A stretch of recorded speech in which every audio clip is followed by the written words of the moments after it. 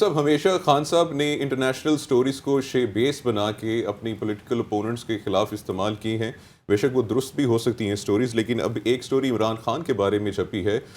You کے ایک news paper میں، اور وہ یہ تھی کہ انہوں نے جو former D G I S I تھے جو کہ اب کے چیف ہیں ان کو جو برطرف کیا تھا، اس پہ مریم اورنگزیب بھی سوال پوچھ رہی ہیں کہ آپ قوم کو بتائیں کہ خان صاحب نے کیوں برطرف کیا تھا، جس پہ ان کا ٹویٹ بھی آیا تھا کہ انہوں نے اس وجہ سے نہیں کیا تھا کہ انہوں نے بشرا بی بی کے جو ڈاکیومنٹس جو ہیں کرپشن کے وہ پیش کیے تھے. اس پہ آپ کی کیا انالیسز ہیں؟ دیکھیے، یہ بات تو ایک انڈینائبل فیکٹ ہے. عمران خان صاحب اسے ڈینائی کرتے رہے، لیکن میں یہ کہوں گا کہ نہ آئی ایس پی آر نے کبھی اس سارے معاملے کو ڈینائی کیا ہے، نہ کبھی انہوں نے کہا ہے کہ نہیں یہ ایگزسٹ نہیں کرتا، یا اس بات پر کم از کم عمران خان صاحب کی نے ریموو نہیں کیا تھا اس وقت کے ڈی جی آئی ایس ہے اور آج کے آرمی چیف کو. لیکن یہ بات ہر ایک کو پتا ہے کہ عمران خان صاحب کو جنرل عاصم منیر صاحب سے کیا پرابلم تھا، اور یہی ایک بہت بڑی وجہ بنی. بعد میں عمران خان صاحب نے جب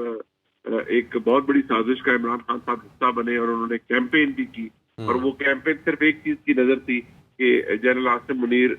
جو ہیں وہ جنرل عاصم منیر صاحب پاکستان کے آرمی چیف نہ بن سکے. عمران خان صاحب اس سازش کا حصہ بنے اور بعد میں وہ سازش ایکسپوز ہوئی. اور میں یہ بات اب سے نہیں پچھلے 8 مہینے سے کر رہا ہوں، اور میں اس کے اوپر لکھ بھی چکا ہوں، اور یہ انڈینائبل فیکٹ ہے کہ عمران خان صاحب نے سازش کی. اور سب سے بڑا پرابلم عمران خان صاحب کے لیے یہی تھا اقتدار سے نکلنے کے بعد کہ وہ آرمی چیف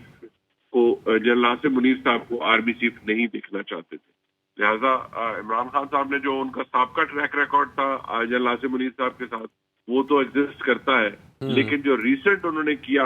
وہ پاکستان کی تاریخ کے اندر ایک بدترین مثال